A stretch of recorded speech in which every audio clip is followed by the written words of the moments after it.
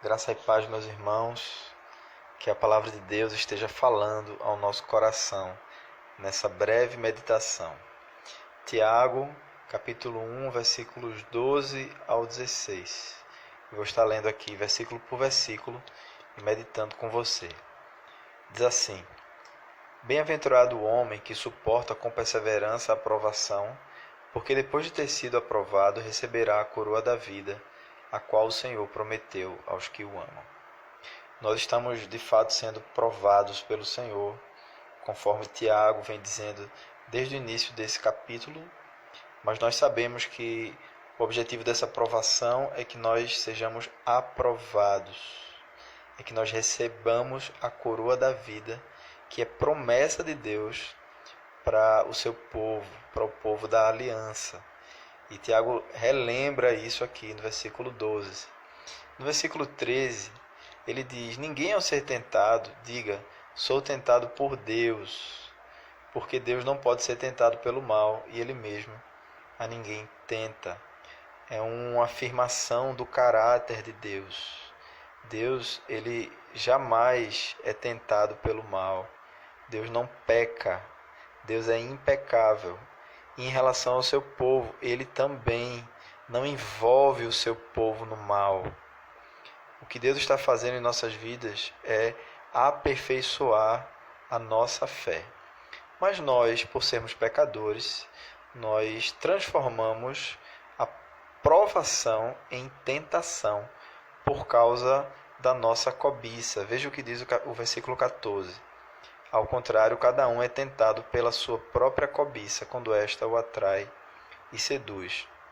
Existe uma rota de fuga quando nós estamos sendo provados por Deus. Nosso coração, por causa dos seus maus desejos, quer fugir da provação. Ora, a provação é sermos cada vez mais semelhantes a Cristo, é termos a nossa fé exercitada. Isso dói dentro de nós, porque confronta a nossa velha criatura. E a nossa cobiça diz assim: eu quero praticar as velhas obras. Eu quero isto, eu quero aquilo. Eu quero os meus ídolos. Eu quero o reino do meu ego acontecendo. Nós somos atraídos por esta cobiça em meio às provações. E nós terminamos transformando provação em tentação. Mas veja as consequências disso. Versículo 15. Então a cobiça, depois de haver concebido, dá à luz o pecado. O pecado, uma vez consumado, gera a morte. A cobiça dá à luz ao pecado.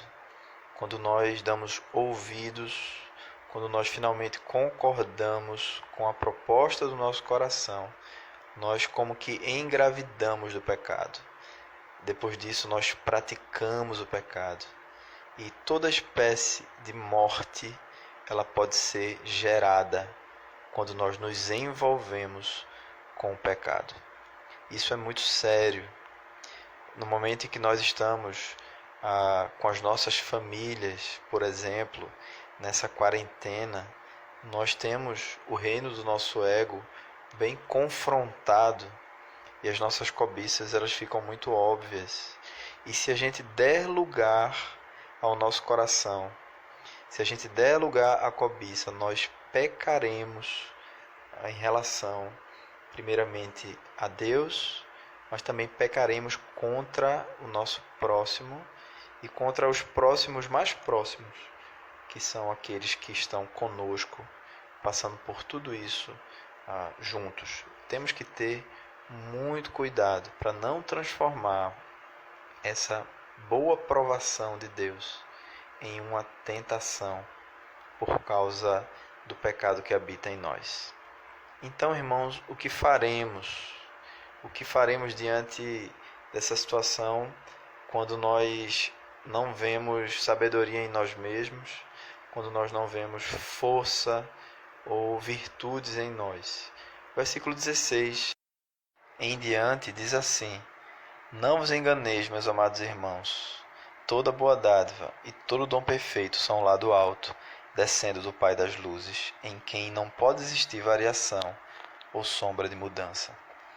Tiago exorta que aqueles irmãos não se enganassem, ou seja, que eles não achassem que algum mal poderia vir de Deus, de que a culpa dos pecados daqueles crentes fosse porque Deus colocou sobre eles uma prova além daquilo que eles poderiam suportar. Era engano pensar dessa forma. Nós também podemos cair nesse engano. E o perigo desse engano é que ele amargura o nosso relacionamento com Deus. Ele traz uma visão errada daquilo que é o caráter do nosso Deus. Então, ele no versículo 17 corrige o coração daqueles irmãos, dizendo assim: toda boa dádiva e todo dom perfeito são lá do alto, descendo do Pai das luzes, em quem não pode existir variação ou sombra de mudança. Tudo aquilo que é de bom vem de Deus. Tudo aquilo que é de mal não vem de Deus para as nossas vidas, mas vem do pecado que habita em nós. Do Pai das luzes só pode vir luz, que dissipa toda a treva do nosso interior, todo o pecado que habita em nós. Deus, nessa provação que estamos passando, Ele está nos limpando de nossos pecados. Se nós resistirmos e dermos ouvido à nossa cobiça, aí sim o mal ele ganha espaço dentro da gente. Mas devemos saber, irmãos, que o Pai das luzes está com as mãos estendidas para derramar tudo aquilo que nós não temos por nós mesmos. Capacidade de sermos gentis, capacidade de perdoarmos, capacidade de nos relacionarmos, seja lá com quem for, que nós não temos. O Pai das luzes tem virtudes a derramar, coisas boas a derramar em nossos corações. Versículo 18, ele diz: pois segundo o seu querer, ele nos gerou pela palavra da verdade, para que fôssemos como que primícias das suas criaturas. Deus, pelo seu querer eterno, antes da fundação do mundo, ele nos amou.